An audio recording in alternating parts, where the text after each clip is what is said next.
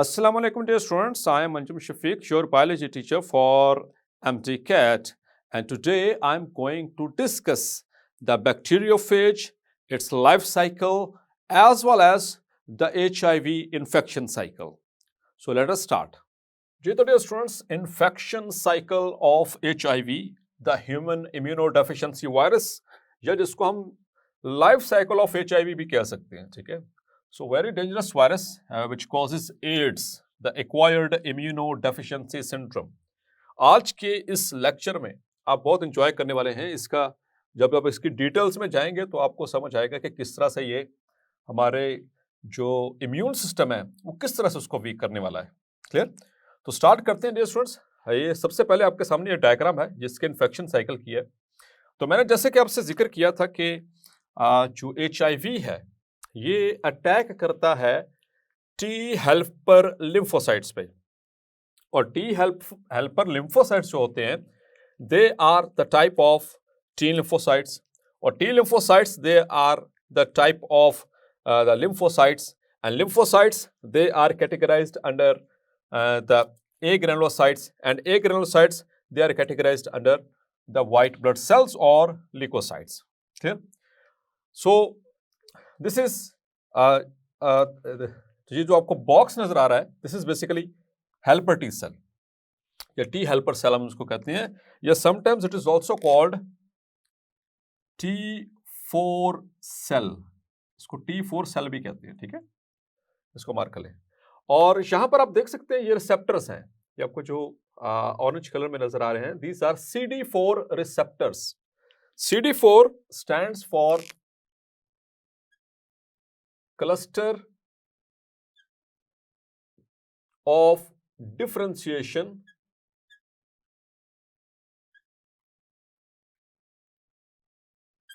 और basically they are made up of glycoproteins, so they are present on the surface of the T helper cells. Clear? So इसके अलावा भी इनके receptors होते हैं, but basically हम यहाँ पर अपने इम्यून सिस्टम के हवाले से बात करेंगे। जो बेसिक इनका अटैक है वो हमारे टी हेल्पर सेल पे है। अब जैसे प्रॉब्लम ये है कि जो टी हेल्पर सेल है ये हमारे जितने भी इम्यून रिस्पॉन्सेस होते हैं upon the entry of any kind of antigen like virus, like bacteria, like fungus और parasites, any kind of infection जो कि किसी माइक्रो ऑर्गेनिज्म की वजह से होगा, तो उनकी एंट्री पे T helper cells they are responsible for triggering the accurate immune response. अगर ये ट्रिगर नहीं करेंगे तो कोई भी इम्यून सेल फंक्शन अपना परफॉर्म नहीं करेगा। सो इसी वजह से ये जो HIV है ये अटैक ही इसी पे करता है, और अल्लाह ताला ने इसके जो रिसेप्टर्स हैं वो बनाए ही यहाँ पर है। तो लेट अस स्टार्ट, ये थोड़ा सा स्ट्रक्चर देख लें। So this box is T helper cell, all this is T helper cell having the cluster of differentiation, the CD4 receptors, ये CD4 रिसेप्टर्स, क्लियर? और this is the plasma membrane of the T helper cell, this is nucleus, ये इसका nucleus है, clear? So let us start. So first point, the first step of the HIV life cycle or infection cycle of HIV is, so this is as you can recognize ये HIV है। हम HIV का structure detail से discuss कर चुके हैं, और ये इसके ऊपर ये इसका एनवेलप, ये पहली जो आपको लेयर नजर आ रही है एनवेलप के ऊपर ये स्पाइक्स हैं। स्पाइक्स में दो तरह की प्रोटीन्स हैं, ये दीज आर ग्लाइकोप्रोटीन 120, और उसमें ये दूसरी ये वाली ट्रांस मेम्ब्रेन प्रोटीन्स हैं, ग्लाइकोप्रोटीन 41, ठीक है? तो आपसे जिक्र हुआ था इन द लास्ट लेक्चर कि जो ग्लाइकोप्रोटीन 120 है ये basically provides the attachment to the receptor cell. तो देखें इसकी शेप भी इसी तरह सही है और आगे से रिसेप्टर की शेप भी इसी तरह सही है। So the first step is adsorption, as you know. So जब भी कोई वायरस अपने होस्ट पे आकर के अटैच होता है on the receptor site, on the receptor, so this process of attachment of the virus to the host receptor is called as adsorption, just simply हम कहते हैं attachment, clear? So here is the first step, adsorption, adsorption means to stick, clear, किसी चीज के साथ चिपक जाना। सो और अटैच हो जाना। सो अटैचमेंट, ये फर्स्ट स्टेप, इसमें होगा क्या, बाइंडिंग ऑफ ग्लाइकोप्रोटीन 120, ये ग्लाइकोप्रोटीन 120 ये बाहर वाले सरफेस पे, आउटर सरफेस पे, विद CD4 रिसेप्टर, ये नीचे CD4 रिसेप्टर, तो बाइंडिंग हो गई। Now here is the second step, यहां पर आप देखें, ये first step, this is HIV, और ये अंदर next step is here the second step. आप यहां पर देख सकते हैं, ऑब्जर्व कर सकते हैं कि ये बाहर ये उसी तरह से इनका एनवेलप मौजूद है, और ये इसका जो अंदर से जो वायरल कैप्सिड है ये अंदर की तरफ मूव कर रहा है, पेनिट्रेट कर रहा है, क्लियर।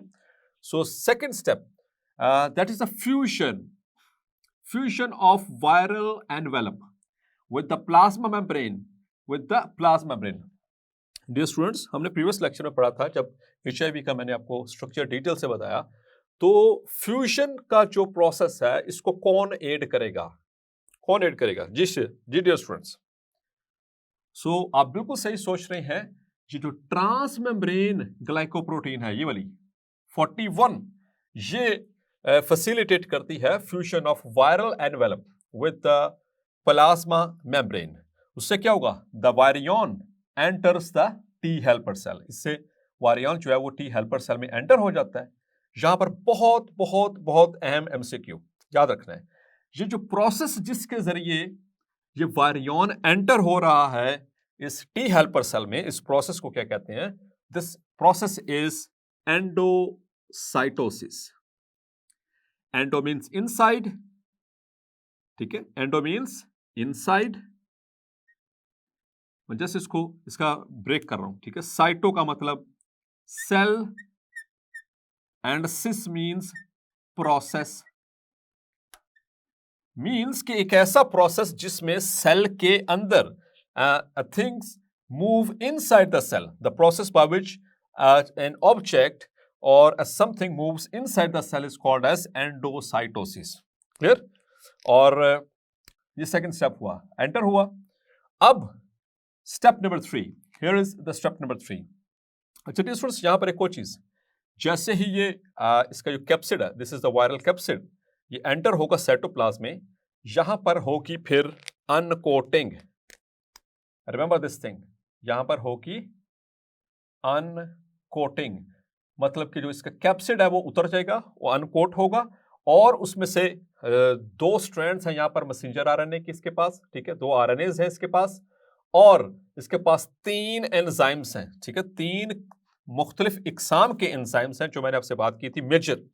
उसमें एक तो reverse transcriptase for reverse transcription, integrase for integration, protease for protein digestion, और इसके पास एक और भी एंजाइम होता है, एक और चौथा एंजाइम भी है, वो भी मैं आपसे जिक्र करूंगा, दैट इज RNAs।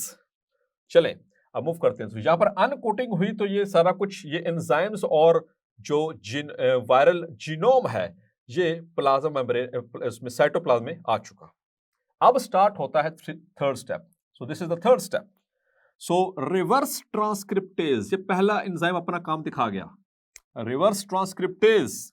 इसी वजह से तो हम HIV को रेट्रोवायरस कहते हैं, ऐसा वायरस जिसके पास रिवर्स ट्रांसक्रिप्टेज होगा, that very virus will be called as retrovirus or oncovirus or tumor virus, clear। so reverse transcriptase क्या करता है, reverse transcription करता है। ट्रांसक्रिप्शन क्या होती है, transcription means formation of RNA from DNA, DNA से RNA का बनना ये कहलाता है ट्रांसक्रिप्शन, और RNA से DNA का बनना ये कहलाता है रिवर्स ट्रांसक्रिप्शन। और याद रखना है कि जो ट्रांसक्रिप्शन है इसको ऐड करता है RNA पॉलीमरेज, और रिवर्स ट्रांसक्रिप्शन को एक एंजाइम ऐड करता है, that is reverse transcriptase, clear. Now the reverse transcriptase synthesizes a single stranded DNA। ये वायरल RNA था, अब ये सेल की जो न्यूक्लियोटाइड है उसको इस्तेमाल करते हुए ये एक नई स्ट्रैंड बनवा रहा है, एक सिंगल स्ट्रैंड बनवा रहा है DNA की, ये क्लियर। अब ये हाइब्रिड है, अब ये जो DNA बना है ये हाइब्रिड है, मतलब कि कॉम्प्लीमेंट्री DNA, एक स्ट्रैंड इसके पास अपनी है वायरस की और एक स्ट्रैंड इसने न्यूक्लियोटाइड्स ऑफ द सेल से बनवाई। Clear? So this is a complementary DNA, इसको हम कहते हैं कॉम्प्लीमेंट्री। कॉम्प्लीमेंट्री का मतलब है जो like here is messenger RNA, जहां पर है एडेनिन, और here is guanine, here is cytosine, here is cytosine. तो जब भी दूसरी स्ट्रैंड बनेगी इसके ऑपोजिट, जो ऑपोजिट स्ट्रैंड होती है इसके, वो कहलाती है कॉम्प्लीमेंट्री स्ट्रैंड। तो एडेनिन के सामने थायमीन, गुआनिन के सामने साइटोसिन, साइटोसिन के सामने गुआनिन, साइटोसिन के सामने गुआनिन। ठीक है? So here is the formation of the next strand. Clear? तो इस तरह से जो डीएनए बनता है उसे कहते हैं कॉम्प्लीमेंट्री, क्योंकि हमेशा एडेनिन के से पेयर अप होती है थायमीन, गुआनिन के सामने साइटोसिन। क्लियर? तो एक स्ट्रैंड इसके पास अपनी जेन्युइन स्ट्रैंड सेल के न्यूक्लियोटाइड्स इस्तेमाल करेगा और उससे बनवाएगा एक single strand. Clear? With the help of reverse transcriptase. So अब जो डीएनए बना है इसको हम कहते हैं कॉम्प्लीमेंट्री डीएनए, जो मैंने सी डीएनए लिखा हुआ है। ठीक है? और इसको कहते हैं hybrid, RNA DNA hybrid. Clear? So reverse transcriptase synthesizes a single strand DNA complementary to the viral RNA. किसके कॉम्प्लीमेंट्री है? Viral RNA. जैसे कि मैंने आपसे यहाँ पे जिक्र किया, to form cDNA. cDNA stands for complementary DNA. Clear? Now comes the fourth step. ये देखिए जरा, यहाँ पर आपको ये ओरिजिनल स्ट्रैंड है, ये थोड़ी सी टूटी टूटी नजर आ रही है, नजर आ रहा है ना, इसका ब्रेकअप हुआ हुआ। सो ये क्या चीज है? That is the fourth step. After reverse transcriptation, जब रिवर्स ट्रांसक्रिप्शन हो चुकी, अब क्या होगा कि जो वायरस है ये अपने एक एंजाइम को इस्तेमाल करेगा, दैट इज आरएनएज, उसकी मदद से अपने आरएनए की स्ट्रैंड को डिसइंटीग्रेट करवा देगा। ये इसकी स्ट्रैंड थी जो कि इसने ब्रेक करवा दी। ठीक है? So after reverse transcription genomic RNA, ठीक है, जो इसका अपना था, जीनोम था, इज डिसइंटीग्रेटेड, मतलब उसको तोड़ दिया जाता है, उसको उसके पीसेस कर दिए जाते हैं। लेकिन किसकी मदद से? By ribonuclease. ये भी वायरल जो है वो एंजाइम है, इसको कहते हैं आरएनएज। ऐसा एंजाइम जो आरएनए का ब्रेक डाउन कर दे, जब उसको डिसइंटीग्रेट कर दे, that very enzyme is known as RNase. Clear? So integrate हुआ, अब सिर्फ बच गया सिर्फ ये वाली स्ट्रैंड, जो सिंगल स्ट्रैंड डीएनए, जो कॉम्प्लीमेंट्री स्ट्रैंड बनवाई गई थी। अब ये जो कॉम्प्लीमेंट्री स्ट्रैंड है इसको यूज किया जाएगा एज अ टेम्पलेट, और दोबारा से यहां पर रेप्लिकेशन के जरिए दूसरी स्ट्रैंड बनवा ली जाएगी, वो भी सेल की ही न्यूक्लियोटाइड से। Clear? So that is the fifth step. So single strand DNA, यहां पर मैंने इसको मेंशन किया, ये टेम्पलेट के तौर पर अब एक्ट करेगी। ये वाला तो उसने अपना जो जीनोमिक आरएनए था वो तो डिसइंटीग्रेट करवा दिया। अब ये वाला जो सिंगल स्ट्रैंड डीएनए है इसको यूज करेगा एज अ टेम्पलेट, और दूसरे डीएनए की स्ट्रैंड भी बनवा लेगा। So single stranded DNA replicated to double stranded DNA. तो ये सिंगल स्ट्रैंड रह गई थी, अब इससे क्या बन गई? Double strand. ये प्योर डीएनए है, मतलब इस प्योर सेल की न्यूक्लियोटाइड से ही बना हुआ डीएनए। अब जो इसके एंजाइम्स हैं सेल के, वो इस डीएनए के खिलाफ कुछ नहीं करने वाले, क्योंकि ये इस सेल की ही न्यूक्लियोटाइड से बना हुआ है। Clear? Now here comes the sixth step. In the sixth step the double stranded complementary DNA, जो सबको डबल स्ट्रैंडेड कॉम्प्लीमेंट्री डीएनए है, ये कहां पे जा रहा है? This is nucleus. So integrates into the host cell DNA by viral integrase. तो यहां पर आ गया दूसरा एंजाइम, इसका दूसरा इंपॉर्टेंट एंजाइम HIV का। ठीक है? एक इसका ये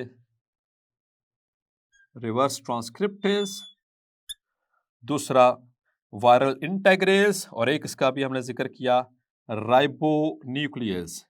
अब तक 3 एंजाइम्स का जिक्र हो चुका है इसके। तो अब क्या करेगा कि ये एंटर होगा न्यूक्लियस में। जैसे ये बन जाएगा double stranded DNA, it will enter into the nucleus, और न्यूक्लियस के अंदर जाकर जो क्रोमोसोमल डीएनए है इस सेल का, उस डीएनए के साथ जाकर के जुड़ जाएगा, इंटेग्रेट हो जाएगा। जैसे कि देख सकते हैं ये ब्लू वाला और ये ब्लू वाला, ये जो है वो सेल का जो है वो डीएनए, लेकिन दरमियान में इसने क्या किया, अपने आप को इंटेग्रेट कर लिया, अटैच कर लिया। और नाउ ये इंटेग्रेशन है, ये ऐसे नहीं हो जाएगी, it is also enzyme based. और एंजाइम कौन सा है? इंटेग्रेज। ठीक है, सो ये वाला एंजाइम भी वायरस का अपना एंजाइम है। तो इंटेग्रेज की मदद से ये इसमें इंटेग्रेट हो जाएगा। अब ये जो इंटेग्रेटेड डीएनए है, कॉम्प्लीमेंट्री डीएनए, ये इंटेग्रेटेड जो इसके अंदर इंटेग्रेट हो चुका है, इसे हम कहते हैं provirus. So here we go, the integrated DNA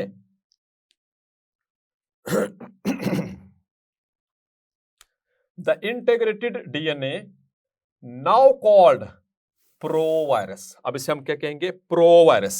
clear? अब ये प्रोवायरस बन गया, स्टेप नंबर 7। उसके बाद 8वां और 9वां स्टेप ये इकट्ठे होगा। अब ये जो प्रोवायरल डीएनए है, ये 2 तरह के आरएनए बनवाएगा। याद रखना है, 2 तरह के आरएनए। वो 2 तरह के या 2 टाइप्स ऑफ आरएनए क्या होंगे? The first one is the messenger RNA. ये इसने बनवाया मैसेंजर आरएनए। मैसेंजर आरएनए आपको पता है that carries the genes for protein synthesis, जहां से ये प्रोटीन सिंथेसिस करवाई जाएगी। और दूसरा ये बनवा रहा है, ये एरो देख लीजिएगा इसको, यहीं से इसी प्रोवायरल डीएनए से ये बनवाएगा the genomic RNA. Genomic RNA कौन सा है? जो जेन्युइनली इसके पास अपना था। तो एक तो जीनोमिक आरएनए बनवाएगा और दूसरा मैसेंजर आरएनए बनवाना शुरू कर देगा। क्लियर? और ये प्रोसेस के जो ये डीएनए प्रोवायरल डीएनए है, इससे क्या बनवाया जा रहा है? RNA. So this process is called as transcription. और ये हो कहां पे रहा है? न्यूक्लियस के अंदर। क्लियर? तो जब ये बन जाएगा, now these will come out, ठीक है, थ्रू द न्यूक्लियर पोर्ट्स। अब न्यूक्लियर पोर्ट से होते हुए ये मैसेंजर आरएनए भी और जीनोमिक आरएनए ये साइटोप्लाज्म में आ जाएंगे। So here we go. So the viral messenger RNA transcribed from proviral DNA by the host cell RNA polymerase.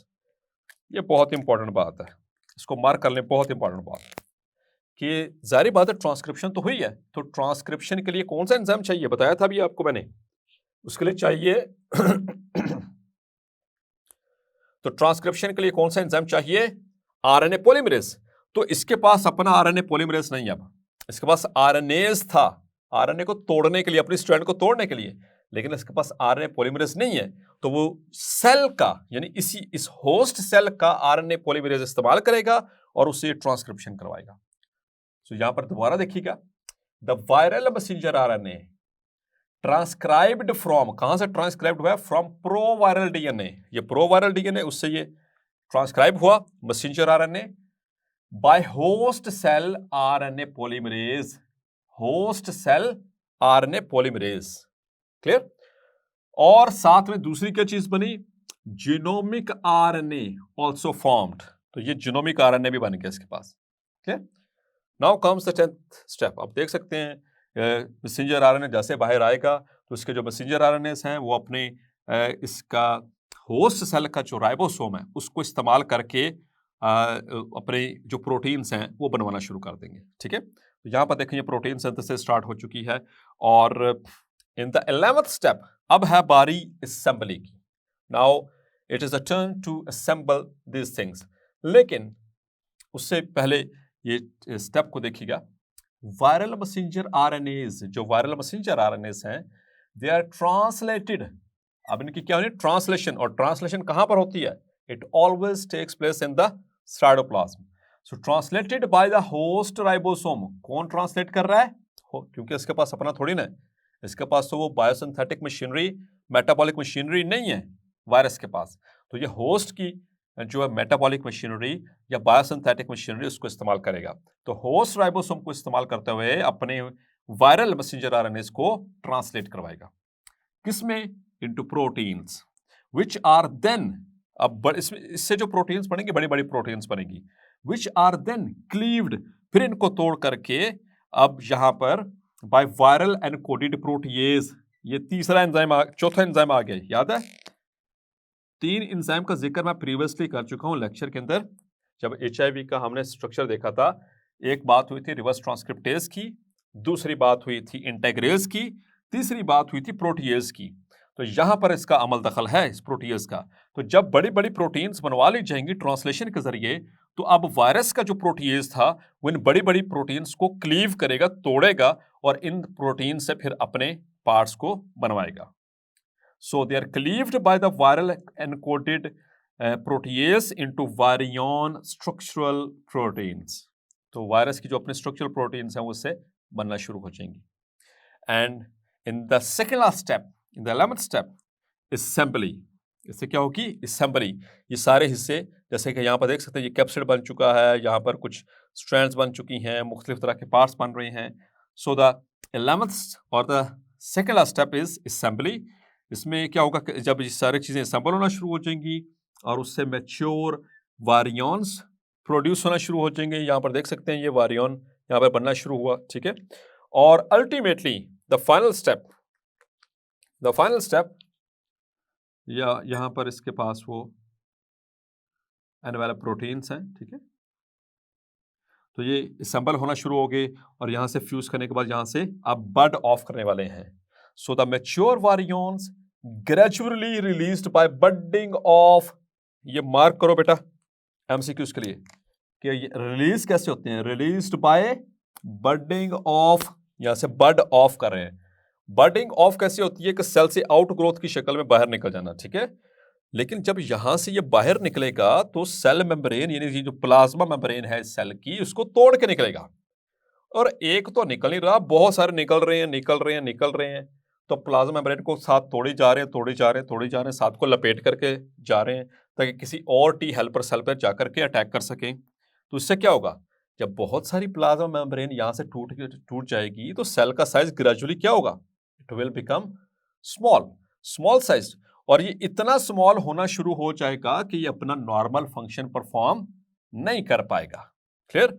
जब ये अपना नॉर्मल फंक्शन इसका क्या था कि इसने इनिशिएट करना है इम्यून रिस्पॉन्स को, ठीक है। So by budding off from the host cell and closing host plasma membrane और सेल मेम्ब्रेन। अब होस्ट सेल साइज क्या होगा, decrease, and the cell will become non functional. तो ये T helper cell non functional, मतलब ये अपना function normal perform नहीं कर पाने वाला। रीजन, क्योंकि आहिस्ता आहिस्ता जैसे जैसे वो निकलते जा रहे हैं, इसको तोड़ते जा रहे हैं, खाते जा रहे हैं, अल्टीमेटली बहुत छोटा साइज का रह जाएगा।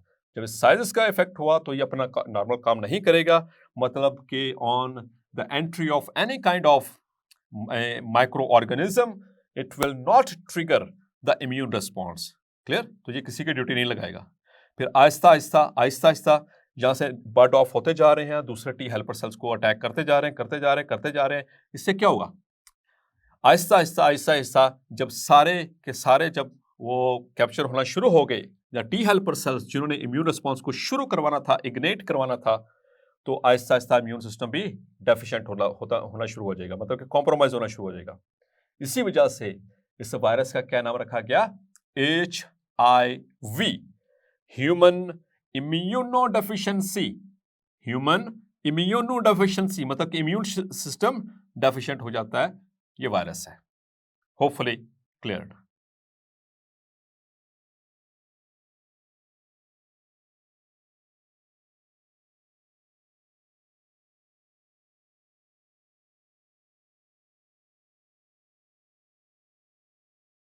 स्टूडेंट्स, अब हम बात करेंगे अपॉर्चुनिस्टिक डिजीज के हवाले से। Opportunistic is the word from opportunity, और अपॉर्चुनिटी का मतलब होता है कि आप कोई मौका हासिल करना, ठीक है ना, मौका। तो ऐसे डिजीजेस जो कि मौका हासिल करती हैं HIV के होते हुए, ऐसी डिजीजेस को कहा जाता है opportunistic diseases. Students, HIV itself ना तो ये डिजीज कॉज करती है, और जैसा कि हमने इन्फेक्शन साइकिल में देखा, ठीक है, और ना ही ये इंसान को यानी कि किल कर सकती है। होता क्या है कि बस जो इम्यून सिस्टम है वो दिन ब दिन ग्रेजुअली जो है वो वीक होता चला जाता है, और वीक इम्यून सिस्टम हो जाने की वजह से the body will be unable to respond or to protect us, or our immune system will be unable to protect us against the diseases. So that very diseases are called as now the opportunistic diseases. So HIV does not cause any disease nor kills any person. It only destroys the T cells, the T helper cells, which provoke the immune response, which are responsible to mediate the immune response. So leading to gradual weakness of immune system, due to which the person suffering from AIDS is attacked by diseases. तो gradual weakness हो रही है, उससे जो ads से सफर कर रहा है शख्स, he is or she is attacked by diseases which are called as opportunistic diseases. और वो डिजीज क्या हो सकती हैं? वो स्किन कैंसर हो सकता है, वो फंगल इन्फेक्शंस हो सकते हैं, वो वायरल इन्फेक्शंस किसी भी तरह के, इन्फ्लुएंजा, हर्पिस, जेनिटल हर्पिस, ठीक है, और hepatitis, any kind of viral infection, and GIT infections, gastrointestinal tract. GIT stands for gastrointestinal tract infections, ठीक है, और वो हो सकते हैं RTIs, the respiratory tract infections, respiratory tract infections, यानी कि हमारे रेस्पिरेटरी सिस्टम जो है उसके इन्फेक्शन हो सकते हैं, नर्वस सिस्टम की डिजीज हो सकती हैं, और आई डिजीज भी हो सकती हैं. सो ये वाली आमतौर पर देखी गई हैं अपॉर्चुनिस्टिक डिजीजेस, जो कि एक एड्स से मुतासिर शख्स में हो सकती हैं. अब थोड़ी सी बात करेंगे इसके ट्रीटमेंट के हवाले से. तो डियर स्टूडेंट्स, ट्रीटमेंट के एतबार से एक कॉम्बिनेशन इस्तेमाल किया जाता है मुख्तलिफ मेडिसिन का, depending upon the severity, depending upon the nature and seat of the disease. तो एक कॉम्बिनेशन है मेडिसिन का, उस कॉम्बिनेशन को कहते हैं एंटी रेट्रोवायरल थेरेपी और ART, एंटी रेट्रोवायरल थेरेपी. अब ये क्योर तो नहीं है, क्योर का मतलब इसको जड़ से खत्म तो कर नहीं सकती, लेकिन ये वायरस को यानी HIV को इस तरह से कंट्रोल करेगी कि एक तो इसकी ट्रांसमिशन जो है वो काफ़ी हद तक दूसरे पर्सन्स में वो बेहतर हो जाएगी, मतलब उसको रोकने में हेल्प करेगी, हेल्पफुल है, और इससे उसकी जो ज़िंदगी है उसमें जो लाइफ स्पैन है उस शख्स का, HIV पॉजिटिव शख्स का, वो बेहतर हो सकता है. फिर और ख़ास तौर पर अगर HIV जो है वो जल्दी डायग्नोज हो जाए और उसका जो ट्रीटमेंट है यानी कि ART, anti retroviral therapy, timely start कर दी जाए, तो ऐसा ऑब्जर्व किया गया है कि एक RH पॉजिटिव शख्स, एक HIV पॉजिटिव शख्स, वो उतनी ही अप्रोक्सीमेटली जिंदगी गुजार सकता है जितना कि एक HIV negative person. Clear? So here ART is not a cure but control the virus so that HIV positive person can live longer life. Early diagnosis and ART timely, the lifespan of HIV positive approximately equal to HIV negative persons. और इसके अलावा it reduces the risk of transmission to the others and लेकिन ये इसके अलावा इसके कुछ ना ड्रॉबैक्स हैं, साइड इफेक्ट्स हैं, जिनको कहा जाता है ART टॉक्सिसिटीज, यानी कि इवन कि हम जैसे कि डिस्प्रिन भी खा रहे हैं या पेनाडोल भी खा रहे हैं तो उसका भी कोई ना कोई साइड इफेक्ट तो होता है. ठीक है, अगर आप लीफलेट खोल के देखें तो उसमें उसके साइड इफेक्ट्स लिखे होते हैं. हर वो चीज़ जिसका इफेक्ट होता है उसका साइड इफेक्ट लाजमी होता है. Clear? Most of the time.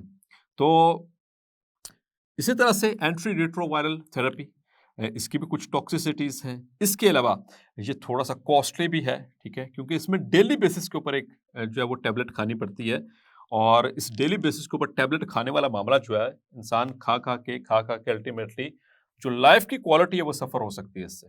ठीक है, और इंसान डिप्रेशन में या एंजाइटी में जा सकता है कि डेली बेसिस पर उसको ये खाना पड़ रहा है. आइए थोड़ा सा कंट्रोल मेजर के हवाले से बात करते चले, बहुत अहम है ये, हर हवाले से आपको काम आएगा, ना सिर्फ एंटी स्ट्रेस में बल्कि आइंदा आने वाली ज़िंदगी में भी काम आने वाला है. तो it is controlled by preventing transfer of body fluids. इसको कंट्रोल करने का एक बेहतरीन हाल ये है कि बॉडी फ्लूइड्स के ट्रांसफ़र को रोक दिया जाए दूसरों के अंदर. अब वो बॉडी फ्लूइड्स कौन कौन से हैं, यानी कि वो फ्लूइड्स जो हमारी बॉडी में होते हैं, जैसे सलाइवा, जैसे breast milk in the females, और यूरिन और स्वेट और ब्लड और urine, semen, vaginal secretions, even के semen is the male reproductive system secretion और विजाइनल सेक्रेशंस, ठीक है, और इन सेक्रेशंस में भी HIV जो है वो सेक्रेट होता है। क्लियर? इसके अलावा हम किस तरह से प्रिवेंट कर सकते हैं? Do not use used syringes. ऐसी सिरिंज जब भी आप डॉक्टर के पास इंजेक्शन लगवाने जाएं, या डॉक्टर साहब आपको इंजेक्शन लगाने का कहें, या कोई टेक्नीशियन है, लैब टेक्नीशियन है, या फिर किसी भी तरह हवाले से, यानी कि आमतौर पे हमारा अक्सर प्रैक्टिस होती है, या कोई फार्मासिस्ट या कोई अताई डॉक्टर, अगर आपको पहली बात है अताई डॉक्टर के पास जाए नहीं, प्रॉपर डॉक्टर अगर आपको इंजेक्शन लगा रहा है तो चेक वेदर ही और she is using the new disposable syringe और नॉट, ठीक है। तो कभी भी यूज सिरिंज इस्तेमाल नहीं करनी, और ना ही नीडल्स उसकी जो आगे पिन्स होती हैं। स्क्रीनिंग फॉर HIV, सबसे अहम चीज, जब भी किसी को ब्लड डोनेट किया जा रहा हो, चाहे वो डोनर है चाहे वो रिसीवर है, ठीक है, तो हमेशा स्क्रीनिंग करवानी चाहिए। तो ब्लड ग्रुप की स्क्रीनिंग के साथ साथ HIV की स्क्रीनिंग प्रॉपरली करवाना जरूरी है। अगर किसी के ब्लड में HIV हुआ और उसने किसी दूसरे शख्स को डोनेट कर दिया और स्क्रीनिंग से उसकी स्क्रीनिंग नहीं करवाई और पता नहीं चला, तो उस शख्स को भी HIV हो जाएगा। क्लियर? इसी तरह से डू नॉट शेयर, स्क्रीनिंग भी, फिर डू नॉट शेयर, क्या चीज शेयर नहीं कर सकते आप? टूथ ब्रशेस, ठीक है, क्योंकि आमतौर पर जो उसके जो हेयर्स होते हैं वो हमारे गम्स में पेनिट्रेट करते हैं। ब्लेड्स, यानी कि किसी भी तरह लाइक रेजर्स एंड टॉवल्स, इनको भी यूज नहीं करना, क्योंकि ये चीजें रब होती हैं हमारे स्किन के साथ। और खास केयर की जरूरत है, care at barbers shop, nice साहब की, हज्जाम साहब की दुकान पे, और सैलून्स के अंदर लाइक ब्यूटी सैलून और हेयर कटिंग सैलून, ठीक है, वहां पर इसकी खास एहतियात उसको बरतनी चाहिए हम सबको, कि एक तो वो कि रेजर जो है डिस्पोजेबल है कि नहीं, अगर ये वाली क्वालिटी नहीं है तो फिर क्या वो स्टरलाइज्ड इंस्ट्रूमेंट इस्तेमाल कर रहे हैं, ये वाली भी चीज़ अगर नहीं है तो फिर एटलीस्ट जो रेजर इस्तेमाल हो रहा है उसका ब्लेड चेंज्ड है कि नहीं, and they are using Dettol और not. Clear? Sterilisation of surgical instruments, surgery perform करने से पहले इट मस्ट बी स्टेरिलाइज्ड, ठीक है। और स्टेरिलाइजेशन में जितनी भी लाइफ फॉर्म्स होती हैं उनको स्टेरिलाइजेशन के प्रोसेस के जरिए किल कर दिया जाता है by using the physical methods, by steam heat और बाय ड्राई हीट और बाय रेडिएशंस और by filtrations, any kind of sterilisation.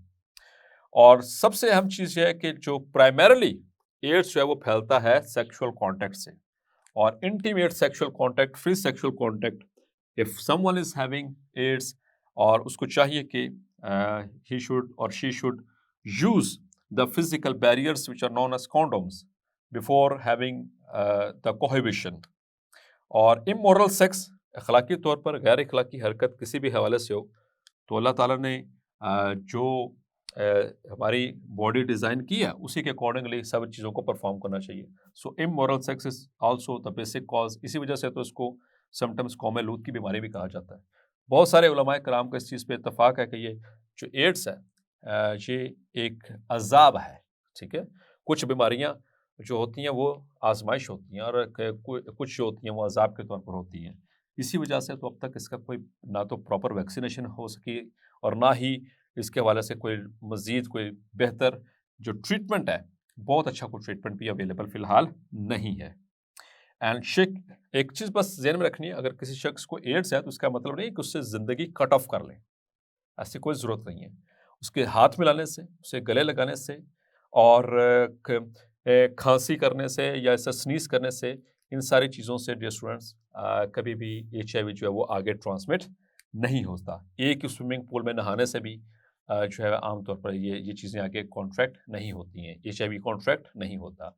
या जो डोर की नॉब्स होती हैं या सरफेसेस जो होती हैं किसी भी चीज़ की, वहाँ पर भी ये इसी तरह से ट्रांसमिट नहीं हो सकता। तो इतना भी ज़्यादा वो मतलब कि ओवर कॉन्शियस होने की ज़रूरत नहीं है। इन लोगों के सब बिल्कुल नफ़रत की निगाह से नहीं देखना, इनके साथ मिल के रहना है, तो बस सिर्फ इन चीज़ों का एहतियात करना है जिससे जो आपको बताई जा रही हैं। बस मेन चीज़ है बॉडी फ्लूइड्स, वो किसी ना किसी तरीके से बस ट्रांसफ़र होने से उससे बचना है।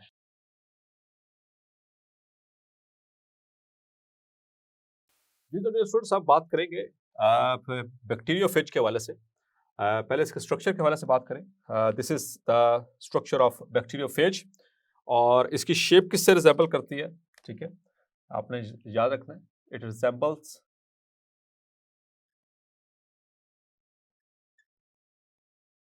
टैडपोल. टैडपोल का मतलब आपको जो लार्वल फॉर्म होती है फ्रॉक, उसको टैडपोल कहते हैं. ठीक है, सो दिस इज, ये एमसीक्यू इसके लिए याद रखना है, रिजेंबल्स द टैडपोल. और ये इसका स्ट्रक्चर, तो आइए इसके थोड़ा स्ट्रक्चर की तरफ बात करें. So it consist of head and tail, दो पार्ट्स मेजर. ठीक है, head and tell.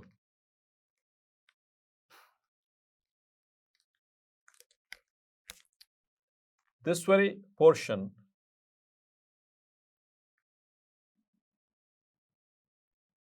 up to this portion, यहां से लेकर यहां तक, this is called head. और यहां से लेकर यहां तक up to its end, this is its tail. और टेल के हवाले से मैं पहले एक वर्ड लिख दूं, it is very complex. The tail is complex. जो बैक्टीरियोफेज की टेल होती है वो कॉम्प्लेक्स होती है. और बैक्टीरियोफेजेस, द बैक्टीरिया ईटर्स और the viruses that infect bacteria, याद रखना. ठीक है, ऐसे वायरसेस जो बैक्टीरिया को भी इन्फेक्ट कर दें उनको कहते हैं बैक्टीरियोफेजेस. और bacteriophages, important thing is that कि their genome is always DNA. ठीक है, always DNA. So here we go, this is called the capsid.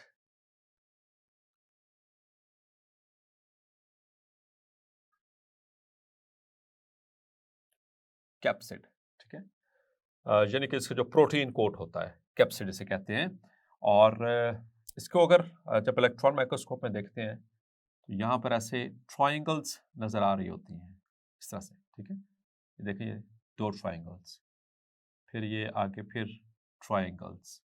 अब डियर स्टूडेंट्स, ये जो ट्रायंगुलर स्ट्रक्चर है इसके हेड का, ये हेक्सागोनल सा जो स्ट्रक्चर नजर आ रहा है, इसमें ट्रायंगल्स कुछ इस तरह से अरेंज्ड है, like this, two triangles with a common base. This is the common base. This is common base. और एक ये triangle और एक ये triangle. ठीक है, so two triangle structure with common base. Two triangle structure with common base. So this is how the triangles are arranged over here. Clear? तो ये आपको जो इम्पोर्टेंट पॉइंट था इसमें as per in our syllabus ये mentioned है, तो ताकि कंफ्यूजन ना रहे. और फिर इसके बाद this is the genome. Genome means it's genetic material. और जीनोम इसमें क्या होता है, always it's DNA. The deoxyribonucleic acid is always present in the bacteriophage. तो हेड के अंदर ये दो चीजें अहम हैं इसकी. अब हेड के बाद नीचे मौजूद है टेल, और जो कि बहुत कॉम्प्लेक्स है, आपको नजर में ये सारा स्ट्रक्चर टेल है. ठीक है, यहां से लेकर यहां तक ये सारा स्ट्रक्चर टेल कहलाएगा. तो first of all this one is called neck, इसको नेक भी बोलेंगे, और कॉलर, इसको कॉलर भी कहते हैं. ठीक है, और ये वो पार्ट है जो कि अटैचमेंट प्रोवाइड करेगा हेड को टेल के साथ. यानी ये हिस्सा जोड़ रहा है, ये नेक वाला पोर्शन या कॉलर वाला पोर्शन हेड को टेल के साथ जोड़ता है, और ये it is a part of tail. Clear? पहली चीज, ये फर्स्ट पार्ट है टेल का. दूसरा ये देखिए, ये टेल, ये सारी ये टेल है. ये टेल अंदर से क्या है, hollow tube. It is a hollow tube.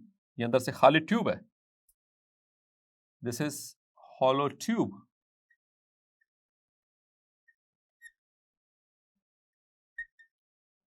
और इसके गिर्द कॉन्ट्रेक्टाइल शीथ है, ये उनसे आपको स्प्रिंग की तरह की नजर आ रही है. दिस इज कॉन्ट्रेक्टाइल शीथ, और जब ये अटैच होता है, जब ये सेकंड स्टेप होता है दैट इज पेनिट्रेशन, तो ये शीथ ऐसे कॉन्ट्रैक्ट करती है। तो कॉन्ट्रैक्ट करने के बाद ये जो उनसे जो डीएनए होता है इसमें से पास का हॉलो ट्यूब में से पास करता हुआ नीचे जाता है, ठीक है। तो कॉन्ट्रैक्शन इसका फंक्शन। और इस शीथ के ये इस ट्यूब के एंड के ऊपर देखें, यहाँ पर ये आपको 3-4 ये कुछ डॉट्स नजर आ रही है। दीज आर लाइसोजाइम, लाइसोसोम नहीं, लाइसोसोम इज एन ऑर्गेनेल, ठीक है। ये लाइसोजाइम है, it is an enzyme used for the digestion of bacterial cell wall, clear. और ये इसके बॉटम के ऊपर मौजूद है। कहां पर मौजूद है? They are present at bottom of tail, ठीक है। इस टेल के बिल्कुल बॉटम के ऊपर, जो हॉलो ट्यूब से बन रही है इसके बॉटम के ऊपर मौजूद है। और उसके नीचे फिर यहां पर आप ये देखें, ये वाला structure, let me use some other marker, ये वाला, this one is the base plate. Base plate भी कहते हैं इसको, एंड प्लेट भी कहते हैं, ठीक, क्योंकि एंड के ऊपर मौजूद है। और इसके नीचे ये देखें, this one is base pin, या इसको कहते हैं स्पाइक, इसको स्पाइक भी कहते हैं, कांटे की तरह होता है, ठीक है। और एक से ज्यादा भी हो सकते हैं, ठीक है, और होते हैं इनके पास, ठीक है। बिल्कुल एंड के ऊपर यहाँ पर जो बेस प्लेट है उसके नीचे मौजूद है। और फिर बेस प्लेट के साथ अटैच हैं ये, you can see these are tail fibres, tail fibres. तो कितने नजर आ रहे हैं आपको? 1 2 3, 1 2 3, यानी 3 + 3 6। Remember this figure. So there are 6 tail fibers attached to the base plate. Clear? अब और एक चीज याद रखनी है कि बेस प्लेट और पिंस, ये दो स्ट्रक्चर प्रोवाइड करते हैं अटैचमेंट। ये अटैचमेंट यानी एड्सॉर्प्शन में ये हेल्प करते हैं। और साथ में जो है वो इसमें जो टेल फाइबर्स हैं, ठीक है, ये वहां पर लैंड करने में हेल्प करेंगे इसको। और ये जो शीथ है, कॉन्ट्रैक्टाइल शीथ, ये पेनिट्रेशन में हेल्प करेगी, clear. So as soon as it lands, सबसे पहले लैंड करता है अपने होस्ट सरफेस के ऊपर, फिर उसके बाद वहां पर इनका वीक केमिकल यूनियन बनेगा बिटवीन द होस्ट सेल, यानी कि होस्ट इसका एक ही है, दैट इज बैक्टीरिया, और वहां पर ये उसके साथ वीक केमिकल यूनियन बनेगा। ये स्पाइक्स या बेस प्लेट, इनकी मदद से और टेल फाइबर्स की मदद से ये वहाँ पर अटैच होंगे, और फिर यहाँ से जो एंजाइम है, लाइसोजाइम, ये रिलीज किया जाएगा। और फिर अल्टीमेटली जब ये उसकी वॉल को डाइजेस्ट कर देगा, बैक्टीरिया की सेल वॉल को, तो फिर ये शीथ कॉन्ट्रैक्ट करेगी, contractile sheath, it will contract, जैसे पिस्टन होता है, पिस्टन उसका सिरिंज का इंजेक्शन सिरिंज, तो हम उसको ऐसे पिस्टन को पीछे से दबाते हैं तो आगे से फ्लूइड निकलता है।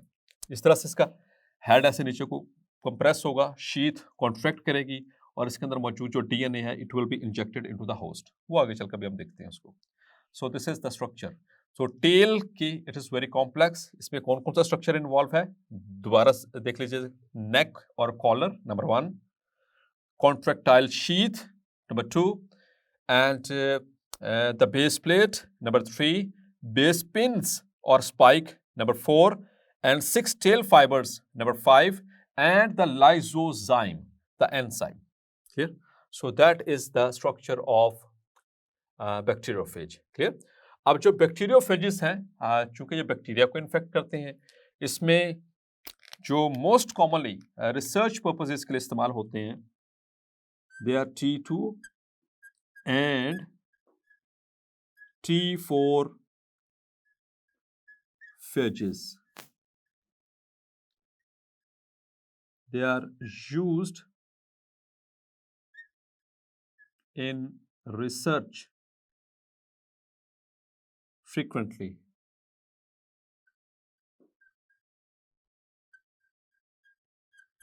Clear? और ये T स्टैंड्स फॉर टाइप, ठीक है, इनकी टाइप के हवाले से बात हो रही है। और ये जो आपको स्ट्रक्चर नजर आ रहा है, this is the structure of T4 phage, ठीक है, ये T4 है bacteriophage. So let's move on to the life cycle of bacteriophage, it is very much important. So life cycle में उसी तरह से the first step is adsorption. तो यहाँ पर देखें ये बैक्टीरियोफेज है, ये लैंड किया इसने, ये ग्रीन वाले जितने भी सेल नजर आ रहे हैं दीज आर बैक्टीरियल सेल्स, ठीक है। So here the bacteriophage it has landed, land होने के बाद इसने वो ऐसे नीचे को प्रेस करेगा और उसके जो मौजूद हैं इसमें लाइसोसाइम उसको इस्तेमाल करेगा, और यहाँ से देखें इसकी वो सेल वाल जो है वो डाइजेस्ट हुई। अब जैसे जो कंट्रैक्टाइल शीथ है वो कॉन्ट्रैक्ट होगी, और यहाँ पर देखें इसका जो डीएनए है it enters into the bacterial cell. तो जैसे ही ये डीएनए एंटर होगा बैक्टीरियल सेल में, this is called as penetration. जैसे ये पेनिट्रेट करेगा उसके फौरन बाद यहाँ पर देखें नंबर डायरेक्टली यहाँ पर एक एरो जा रहा है और उसको नंबर 1 मैंने क्या किया, ये जो नंबर 1 है that is the lytic cycle. तो जैसे ये एंटर होगा तो it will direct the phage DNA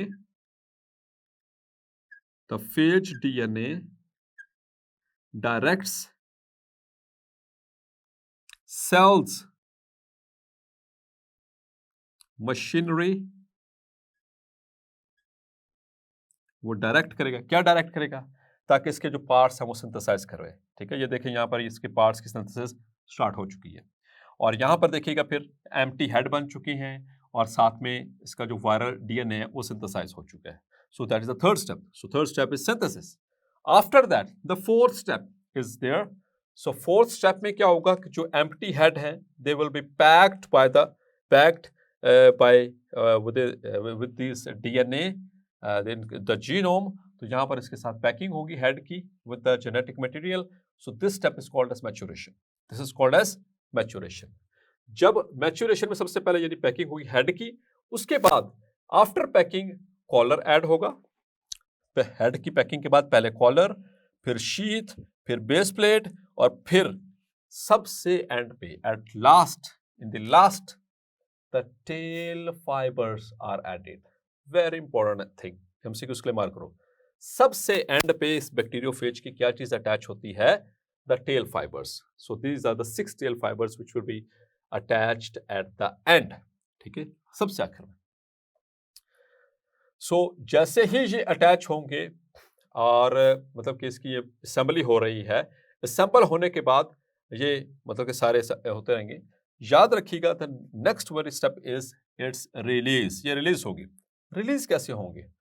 release इस तरह से होंगे कि बैक्टीरियोफेज जैसे ही एंटर हुआ, इसने इन्फेक्ट किया उसमें बैक्टीरियल सेल को, अपने होस्ट को, तो उसके 25 मिनट के अंदर अंदर 20 to 25 मिनट्स के अंदर अंदर 20 to 25 मिनट्स के अंदर अंदर ये 200 के करीब नई कॉपीज बनवा लेता है, नए फेजेस को बनवा लेता है।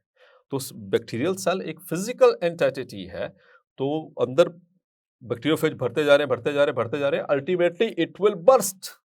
तो ये देखें यहाँ पर बैक्टीरियल सेल क्या कर चुका है, बर्स्ट हो चुका है, इसका लाइसिस हो चुका है। तो उसमें से क्या होगा, now the new bacteriophages they are released, और जो रिलीज हुए they are ready to attack another bacteria.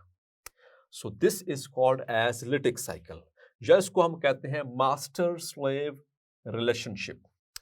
Lytic is from lysis, और लाइसिस का मतलब होता है ब्रेकडाउन। चूंकि यहां पर जो बैक्टीरियोफेज है उसने लाइसिस किया है, ब्रेकडाउन किया है उसका बैक्टीरियल सेल का, so this that is why this cycle is called as the lytic cycle. इस दौरान ये जो फेज भाई साहब हैं इसको कहते हैं virulent phase. Virulent means disease causing, और तबाही मचाने वाला फेज, ठीक है, ये तबाही मचा दी, इसने मार दी उसको बेचारे को। सो वेरुलेंट फेज, और इस फिनोमिना को हम लिटिक साइकिल कहते हैं, या फिर इसको कहते हैं मास्टर स्लेव रिलेशनशिप। मास्टर यहां पर कौन है, जब ये एंटर हो जाता है तो मास्टर अब कौन है, ये बैक्टीरिया, सॉरी मास्टर कौन है, द बैक्टीरियोफेज, और स्लेव कौन बन जाता है, द बैक्टीरिया। क्योंकि ये उसको हुक्म देता है सिंथेसिस के लिए, अपने हुक्म के मुताबिक अपने पार्ट्स बनवा रहा है, सारा काम करवा रहा है और अल्टीमेटली उसको मार के वहां से निकल भी रहा है। सो मास्टर स्लेव, आका और गुलाम वाला रिलेशनशिप है। तो आका कौन है इसमें? इसका द बैक्टीरियोफेज, और इसमें स्लेव यानी गुलाम कौन है? That is that very innocent bacteria. Clear?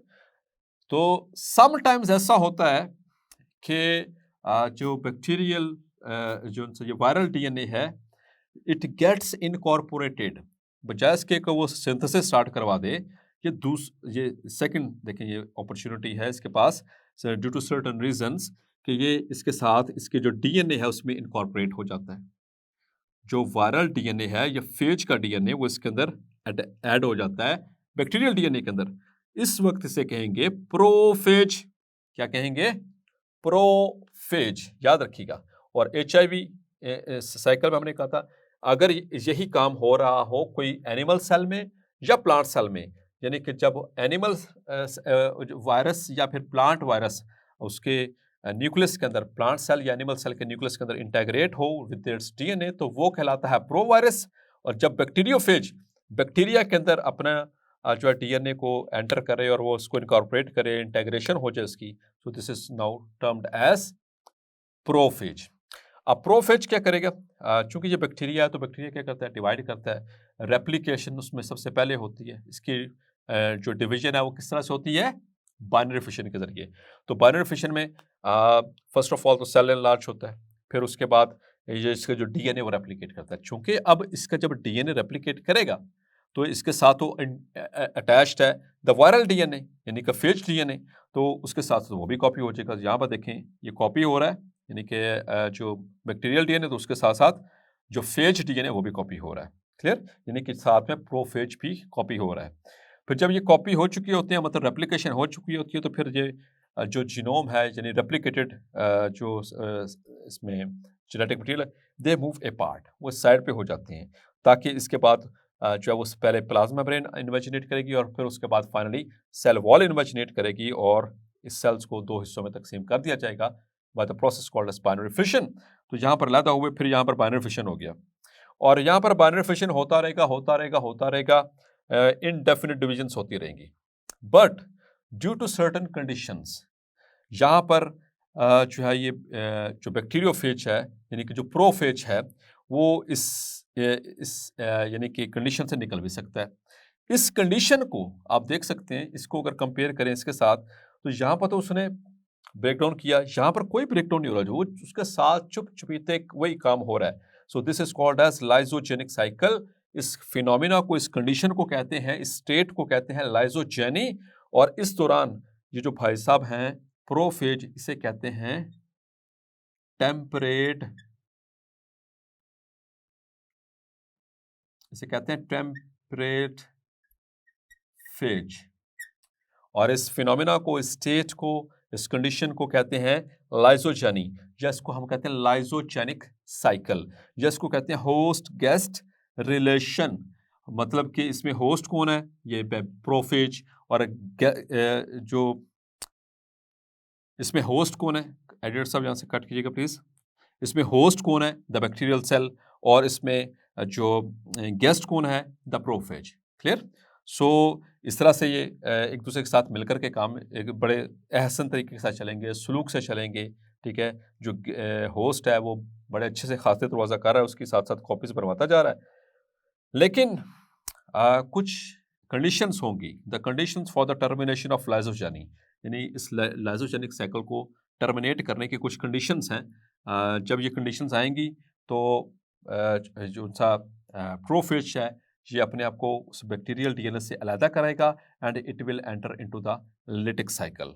सो वो कंडीशंस कौन कौन सी हैं ये अहम हैं, ये एमसीक्यूज के लिए याद रखनी है। एक तो डेजिकेशन यानी कि loss of water, ultraviolet exposure, जो अल्ट्रा वायलेट रेडिएशंस होते हैं उसका एक्सपोजर हो जाए, ठीक है, इसमें सेल के अंदर, या फिर आयोनाइजिंग रेडिएशंस हों, उनकी वजह से भी इट विल लीव द लाइजोजेनी, या फिर म्यूटाजेनिक केमिकल्स आ जाएं सेल में, तो तब भी ये भाई साहब जो है प्रोफेज ये यहाँ से कट लेंगे। ठीक है? Means it will detach itself from the bacterial DNA, ये बैक्टीरियल डीएनए से अपने आप को अलग करेगा, जैसे यहाँ पर अलग-अलग थे, अलग होने के बाद it will now enter into the lytic cycle, दोबारा से लिटिक साइकिल में एंटर हो जाएगा। क्लियर? तो लेकिन जब तक इस फेज में रहा, इस लाइसोजेनिक साइकिल में रहा, इसने बैक्टीरियल सेल को कोई नुकसान नहीं पहुंचाया। तो इस वजह से इसको हमने टेम्परेट फेज, टेम्परेट मतलब वक्ती तौर पर, जब तक है साथ है, देता रहेगा, अल्टीमेटली ये कंडीशन जब जैसे ही आएंगी, इनमें से कोई एक कंडीशन आ गई, so it will quit lysogeny. अब इस लाइसोजेनी को क्विट करने को कहते हैं इंडक्शन, या इसको अगर हम प्रॉपरली डिफाइन करें, so it is the condition और the state in which the phage DNA detach itself from the bacterial DNA and starts the lytic cycle. So this is called as induction. Induction is from induce, शुरू करवा देना, तो ये दोबारा से अपने parts में होना शुरू करवा देगा और enters into the lytic cycle.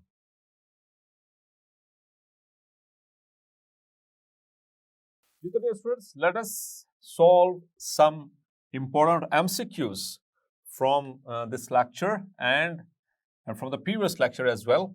So first one is HIV was named by ICVN, the International Code of Viral Nomenclature. तो इन्होंने HIV कब ये जो नेम है सजेस्ट किया था? So it was suggested in 1986. Clear? क्योंकि 1984 में तो आइडेंटिफाई हुआ था और 1986 में इसको नेम दिया गया था। The outer glycoprotein in the viral envelope is, ठीक है, यहाँ पर HIV के हवाले से बात हो रही है, ठीक है। सो उसकी जो आउटर ग्लाइकोप्रोटीन कौन सी होती है? That is glycoprotein 120, clear?